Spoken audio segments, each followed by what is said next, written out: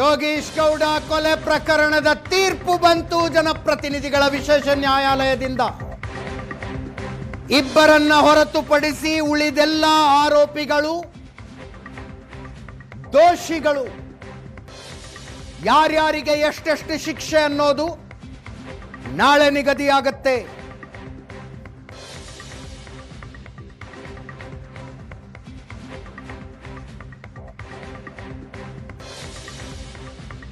ಪ್ರಮಾಣ ನಾಳೆ ಏನಂತ ಗೊತ್ತಾಗುತ್ತೆ. ಈ ಹೋರಾಟದಲ್ಲಿ ನಮಗೆಲ್ಲ ಸಹಕಾರ ಕೊಟ್ಟಂತ ಎಲ್ರಿಗೂ ಕೂಡ ನಾನು ಹೃದಯಪೂರ್ವಕ ಧನ್ಯವಾದ ಹೇಳಕ್ ಬಯಸ್ತೇನೆ. ಸರ್, ಹೋರಾಟ ನಡೀತಾನೆ ಇತ್ತು ಸರ್. ಇವತ್ತು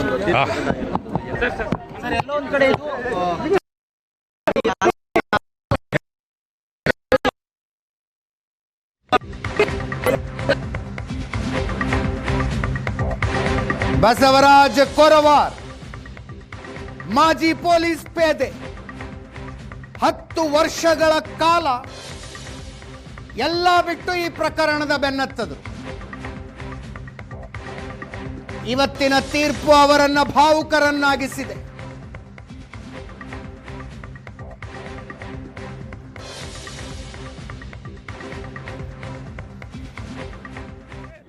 ಯಾರು ಶಕ್ತಿಯಿಂದ, ಹಣಬಲದಿಂದ, ರಾಜಕೀಯ ಶಕ್ತಿಯಿಂದ ನಾವು ಏನಾದರೂ ಮಾಡಿದ್ರು ಸಹ ಅದನ್ನು ಮುಚ್ಚಿ ಹಾಕಬಹುದು. ಯಾರು ಇವತ್ತು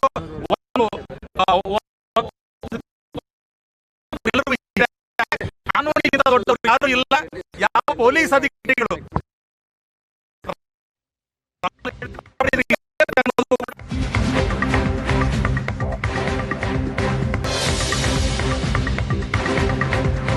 ಹೊರಗೆ ಮಾಧ್ಯಮಗಳ ಜೊತೆಗೆ ಭಾವುಕರಾಗಿ ಮಾತನಾಡ್ತಾ ಇದ್ದಾರೆ ಬಸವರಾಜ್ ಕೊರವಾರ್.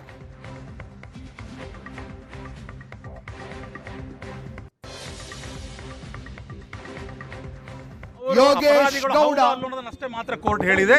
ಅವರೆಲ್ಲರೂ ಅಪರಾಧಿಗಳಂತ ಹೇಳಿದ್ದಾರೆ. ನಾನು ತಮ್ಮ ಮೂಲಕ ಹೇಳಕ್ಕೆ ಇಷ್ಟೇ ಬಯಸ್ತೀನಿ, ಈ ಒಂದು ಪ್ರಕರಣದ ಹೋರಾಟಕ್ಕೆ ನಮಗೆಲ್ಲರೂ ಬೆಂಬಲ ನೀಡಿದಂಥ, ವಿಶೇಷವಾಗಿ ಧಾರವಾಡದಲ್ಲಿ ಸಮಾನ ಮನಸ್ಕ ಹೋರಾಟಗಾರರು ಯಾರ್ಯಾರು ನಮಗೆ ಬೆಂಬಲ ನೀಡಿದ್ರು ಅವ್ರಿಗೆಲ್ಲರಿಗೂ ಹೃದಯಪೂರ್ವಕವಾಗಿ ಧನ್ಯವಾದಗಳನ್ನು ಹೇಳಕ್ಕೆ ಬಯಸ್ತೀನಿ. ಅದರಲ್ಲೂ ಕೂಡ ಎಲ್ಲ ಮಾಧ್ಯಮ ಮಿತ್ರರಿಗೆ ಈ ಒಂದು ಪ್ರಕರಣವನ್ನು ನಾವು ಹೋರಾಟ ಮಾಡಬೇಕು, ಇದರಲ್ಲಿ ನೈಜ ಆರೋಪಿಗಳು ಬಂಧನ ಆಗಬೇಕು ಅಂತ ಹೇಳಿ ನಾವು ಧ್ವನಿ ಎತ್ತಿದಾಗ ಎಲ್ಲ ಮಾಧ್ಯಮದವರು ಕೂಡ ನಮ್ಮ ಸಹಕಾರಕ್ಕೆ ನಿಂತುಕೊಂಡ್ರು, ನಮಗೆ ಸಾಥ್ ಕೊಟ್ಟರು. ಹೀಗಾಗಿ ತಮಗೂ ಕೂಡ ಹೃದಯಪೂರ್ವಕ ಧನ್ಯವಾದಗಳನ್ನು ಹೇಳಕ್ಕೆ ಬಯಸ್ತೀನಿ. ನೋಡಿ ಮೇಡಮ್, ಕೊಲೆ ಪ್ರಕರಣಗಳಲ್ಲಿ ಯೂಶುವಲಿ ಆಗಿ 14 ವರ್ಷಕ್ಕಿಂತ ಕಡಿಮೆ ಶಿಕ್ಷೆ ಆಗೋದಿಲ್ಲ. ಆದರೂ ನಾಳೆ ನೋಡಬೇಕು, 10 ವರ್ಷ ಮೇಲ್ಪಟ್ಟು 14 ವರ್ಷದ ಒಳಗಡೆ ಶಿಕ್ಷೆ ಆಗಬಹುದು ಅಂತ ನಮಗಿದೆ. ನಾವು ಬಯಸ್ತೇವೆ ಇಂತಹ ಒಂದು ಹೀನ ಕೃತ್ಯ ಮಾಡಿದವರಿಗೆ ಜೀವಾವಧಿ ಶಿಕ್ಷೆ ಆಗಲಿ ಅಂತ ನಾವು ಬಯಸ್ತೇವೆ. ನಾಳೆ ಕೋರ್ಟ್ ಏನು ಡಿಸಿಷನ್ ತಗೊಳ್ತೇವೆ ನೋಡೋಣ. ಸರ್,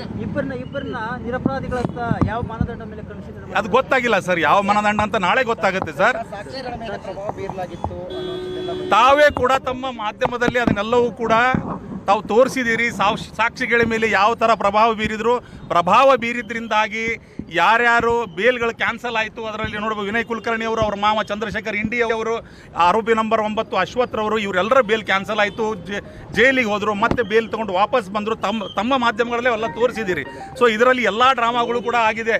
ಈ ಒಂದು ಯೋಗೇಶ್ ಗೌಡರ ಕೊಲೆ ಪ್ರಕರಣವನ್ನು ಹತ್ತಿಕ್ಕುವ ಮೂಲಕ ನಾವು ಪ್ರಜಾಪ್ರಭುತ್ವ ವ್ಯವಸ್ಥೆಯಲ್ಲಿ ರಾಜರಾಗಿ ಮೆರಿಬೇಕು ಅಂತ ಯಾರು ಹೊರಟಿದ್ರು ಅವ್ರೆಲ್ರಿಗೂ ಕೂಡ ಇವತ್ತು ಕಾನೂನಿನ ಮೂಲಕ ಉತ್ತರ ಸಿಕ್ಕಿದೆ ಅಂತ ನಾನು ಹೇಳ್ತೇನೆ. ಹೌದು ಸರ್, ಆ ಭರವಸೆ ಇದ್ದಿದ್ದರಿಂದಲೇ ನಾವು ಈ ಪ್ರಕರಣವನ್ನು CBI ಕೊಡಬೇಕು ಅಂತೇಳಿ ನಾವು ಹೋರಾಟ ಮಾಡ್ತಾ ಇದ್ವಿ. CBI ಹೋದ್ರೆ ಮಾತ್ರ ನಮಗೆ ನ್ಯಾಯ ಸಿಗಕ್ಕೆ ಸಾಧ್ಯ ಅಂತ ಹೋರಾಟ ಮಾಡ್ತಾ ಇದ್ವಿ. CBIದವರು, ವಿಶೇಷವಾಗಿ CBI ತನಿಖಾ ತಂಡ ಏನಿತ್ತು, IO ಶ್ರೀ ರಾಕೇಶ್ ರಂಜನ್ ಅವರ ನೇತೃತ್ವದ ತಂಡ, ಅವರ ನೇತೃತ್ವದಲ್ಲಿ ಸಮೀವುಲ್ಲಾ ಅಂತ, ಬಸವರಾಜ್ ಅಂತ, ರಮೇಶ್ ಅಂತ ಏನು ಕಾನ್ಸ್ಟೇಬಲ್ ಮತ್ತು ಹೆಡ್ ಕಾನ್ಸ್ಟೇಬಲ್ಗಳಿದ್ರು, ರಾಕೇಶ್ ರಂಜನ್ IO ಅವರು ಬಹಳ ಅತ್ಯುತ್ತಮವಾದಂಥ ಕೆಲಸವನ್ನು ಮಾಡಿ ಚಾರ್ಜ್ ಶೀಟನ್ನು ಕೋರ್ಟ್ಗೆ ಸಲ್ಲಿಕೆ ಮಾಡಿದರು. ಚಾರ್ಜ್ ಶೀಟ್ ಸಲ್ಲಿಕೆ ಆದ ಮೇಲೆ ಕೋರ್ಟಲ್ಲಿ ಅವಾಗಿನ SPP ಶ್ರೀ ಗಂಗಾಧರ್ ಶೆಟ್ಟರು ಬಹಳ ಚೆನ್ನಾಗಿ ಅದನ್ನು ಕನ್ಸ್ಟ್ರಕ್ಟ್ ಮಾಡಿದರು. ಅದನಂತರ ಬಂದಂತಹ CBI ವಕೀಲರು ಕೂಡ ಹೇಮಾ ಮೇಡಮ್ ರವರು ಮತ್ತು ಅವರ ತಂಡ ಬಾಲಾಜಿ ಅವರು ಬಹಳ ಚೆನ್ನಾಗಿ ಈ ಪ್ರಕರಣವನ್ನು ಕೋರ್ಟಲ್ಲಿ ಮಂಡಿಸುವ ಮೂಲಕ ಇವತ್ತು ನಮಗೆ ಗೆಲುವು ತಂದು ಕೊಟ್ಟಿದ್ದಾರೆ. ಇದರಲ್ಲಿ ನಾವು ಏನು ಹೋರಾಟ ಮಾಡ್ತಾ ಇದ್ವಿ, ಇದರಲ್ಲಿ ಶ್ರೀಮತಿ ತುಂಗಮ್ಮ ಹಾಗೂ ಗುರುನಾಥ ಗೌಡರ ಜೊತೆ ನಮ್ಮ ಜೊತೆ ನಿಂತ್ಕೊಂಡು ನಮ್ಮಿಂದ ಯಾವುದೇ ₹1 ಫೀಸ್ ಕೂಡ ತಗೊಳ್ಳದಂಗೆ ಇಲ್ಲಿವರೆಗೂ 9.5 ವರ್ಷದಿಂದ 1 ರೂಪಾಯಿ ಫೀಸ್ ಕೂಡ ತೆಗೆದುಕೊಂಡಂಗೆ ನಮಗೆ ಕಾನೂನಿನ ಸಲಹೆ ಕೊಡುವ ಮೂಲಕ ಕೋರ್ಟ್ನಲ್ಲಿ ನಿಂತುಕೊಂಡು ವಾದ ಮಾಡಿದಂತಹ ಶ್ರೀ ದೀಪಕ್ ಶೆಟ್ಟರು ಕೂಡ ಅವರಿಗೆ ಕೂಡ ಈ ಒಂದು ಹೋರಾಟದ ಫಲ ಸಿಗಬೇಕು. ಅವರು ಬಹಳ ಬಾಜಿನರು ಇದರಲ್ಲಿ ಇವತ್ತು ಗೆಲುವಿಗೆ ಪ್ರಮುಖ ಕಾರಣರಲ್ಲಿ ದೀಪಕ್ ಶೆಟ್ಟರು ಕೂಡ ತಮ್ಮ ಮೂಲಕ ಅವ್ರಿಗೂ ಕೂಡ ನಾನು ಧನ್ಯವಾದಗಳನ್ನು ಹೇಳಕ್ ಬಯಸ್ತೀನಿ ಸರ್. ಹೋರಾಟ ಅಂತ ಹೇಳಿದ್ರಿ, ಈ ಹೋರಾಟದಲ್ಲಿ ನಿಮ್ಗೆ ಏನಾದರೂ ಬೆದರಿಕೆ ಕರೆಗಳು, ತುಂಬಾ ಬೆದರಿಕೆ ಕರೆಗಳು, ಒತ್ತಡಗಳು ಇವೆಲ್ಲವೂ ಬಂದು ಹೋಗಿದೆ. ಅವೆಲ್ಲವನ್ನು ಸಹಿಸಿಕೊಂಡಿದ್ದೀವಿ. ಇವತ್ತು ಬಹಳ ನನಗೆ ಆ ವರ್ಡ್ಸ್ ಕೂಡ ಬರ್ತಾ ಇಲ್ಲ. ನನಗೆ ಬಹಳ ಸಂತೋಷ ಆಗಿದೆ. 10 ವರ್ಷ ತುಂಬಾ ಕಷ್ಟಪಟ್ಟಿದ್ದೀವಿ. ಈ ಗೆಲುವು ನಂದಲ್ಲ, ತಮ್ಮೆಲ್ಲರ ಗೆಲುವು ಅಂತ ಹೇಳಕ್ ಬಯಸ್ತಿಲ್ಲ ಸರ್. ಈ ಕೇಸ್ನಿಂದ ಕಾನೂನು ಮೇಲೆ ನಂಬಿಕೆ ಬಂದಿದೆ. ಸೊ ನೀವು ಕಾನೂನಿಗೆ ಏನು ಹೇಳೋದಕ್ಕೆ ಇಷ್ಟಪಡ್ತೀರಾ ಸರ್? ಇರೋದು ಕಾನೂನಿನ ಮೇಲೆ ಎಲ್ಲ ಜನ ಕೂಡ ಕಾನೂನಿನ ಮೇಲೆ ನಂಬಿಕೆ ಇಡಬೇಕು. ಕಾನೂನಿನಿಂದನೇ ಈ ದೇಶ ನಡೀತಾ ಇರೋದು. ಈ ದೇಶ ಸಂವಿಧಾನದಿಂದ ನಡೀತಾ ಇದೆ. ಇದು ನಾನು ಅವಾಗಲೇ ಹೇಳಿದೆ, ಇದು ಪ್ರಜಾಪ್ರಭುತ್ವ ವ್ಯವಸ್ಥೆ, ರಾಜರ ವ್ಯವಸ್ಥೆ ಇಲ್ಲ. ಇಲ್ಲಿ ನಮ್ಮ ವಿನಯ್ ಕುಲಕರ್ಣಿ ಅಂತವರು ಅಂತಹ ಏನು ಮನಸ್ಥಿತಿಯನ್ನು, ರಾಜರ ಮನಸ್ಥಿತಿಯನ್ನು ಹೊಂದಿದಾರಲ್ಲ, ಅವ್ರೆಲ್ಲರಿಗೂ ಕೂಡ ಇದೊಂದು ಪಾಠ. ಯಾವ ಪೊಲೀಸ್ ಅಧಿಕಾರಿಗಳು ಇವ್ರು ರಾಜಕಾರಣಿಗಳ ಮಾತು ಕೇಳಿ ಕೆಲಸ ಮಾಡ್ತಾರೆ, ಅವ್ರಿಗೂ ಕೂಡ ಇದೊಂದು ಪಾಠ ಈ ಪ್ರಕರಣ ಅಂತ ಹೇಳಕ್ ಬಯಸ್ತೀನಿ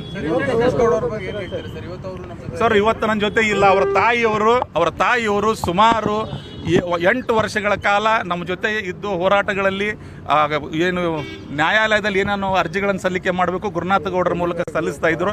ಅವರು ಯೋಗೇಶ್ ಗೌಡರ ಆತ್ಮಕ್ಕೂ ಅವರ ತಾಯಿಯವರ ಆತ್ಮಕ್ಕೂ ಇವತ್ತು ಅವರಿಗೆ ಒಂದು ಶಾಂತಿ ಸಿಕ್ಕಿದೆ ಅಂತ ನಾನು ಅನಿಸ್ತೇನೆ ಸರ್. ಅದು ಬಿಡಿ, ಫ್ಯಾಮಿಲಿ ಜಗಳ ಅಲ್ಲಿ ಯಾರ ಫ್ಯಾಮಿಲಿ, ನಮ್ಮ ಫ್ಯಾಮಿಲಿಯಲ್ಲೋ ನಿಮ್ಮ ಫ್ಯಾಮಿಲಿಯಲ್ಲೋ ಬಿಡಿ sir. Blood is thicker than water. ರಕ್ತ ಸಂಬಂಧ ಇವತ್ತೆಲ್ಲ ನಾಳೆ ಕೂಡ್ತಾರೆ ಅವರೆಲ್ಲ, ಅದೇನು ದೊಡ್ಡ ವಿಷಯ ಅಲ್ಲ. Thank you sir, thank you very much.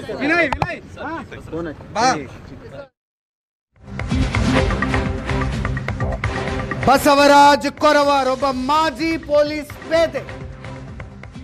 10 ವರ್ಷಗಳ ಕಾಲ ಈ ಪ್ರಕರಣದಲ್ಲಿ ಈ ಮನುಷ್ಯ ಕೆಲಸ ಮಾಡಿದ ರೀತಿ, ಕೊಲೆಯಾದ ಯೋಗೇಶ್ ಗೌಡರಿಗೆ ಬಸವರಾಜ್ ಕೊರವಾರ್ ರಕ್ತ ಸಂಬಂಧಿಯೂ ಅಲ್ಲ, ಸಂಬಂಧಿಯೂ ಅಲ್ಲ, ಸ್ನೇಹಿತರೂ ಅಲ್ಲ.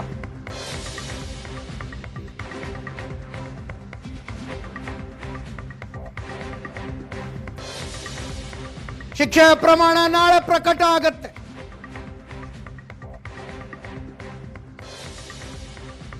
ಇವತ್ತು ಇಂಥದ್ದೊಂದು ಜಡ್ಜ್ಮೆಂಟ್ ಬರುವುದಕ್ಕೆ ಕಾರಣರಾದ ಇನ್ನು 2 ಹೆಸರುಗಳನ್ನ ಬಸವರಾಜ್ ಕೊರವಾರ್ ಹೇಳಿದ್ರು.